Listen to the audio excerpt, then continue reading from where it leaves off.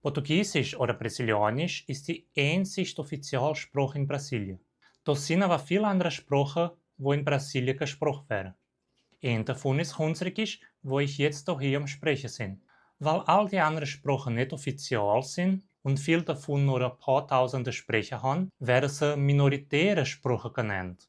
Hunsrückisch ist die am zweithäufigsten gesprochene Sprache in Brasilien nach Portugiesisch. Aber weil es keine offizielle Sprache ist und keine politische Kraft hat, ist es auch ein minoritär Spruch. Was können wir machen, für die minoritäre Sprache zu helfen? Ich habe schon ein langes Video davon gemacht. Nur die minoritäre Sprache zu valorisieren ist nicht genug. Die müssen dranbleiben, wichtig und wesentlich in ihrer Gemeinde sind. Und ein wichtiger Schritt für das zu kriegen, ist sie offiziell zu machen.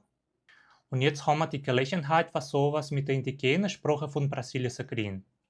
Da ist eine Idee von PEC, Projeto de Emenda Constitucional zu machen, wo die indigene Sprache von Brasilien offiziell macht.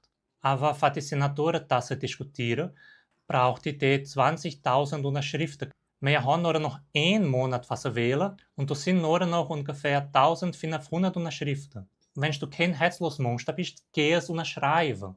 Ich lasse den Link da unten in den Kommentar. Sei kein Faulenzer. Hallo, schnell, wir haben wenig Zeit. Deine Unterschrift ist ein großes Geschenk für unsere Kultur.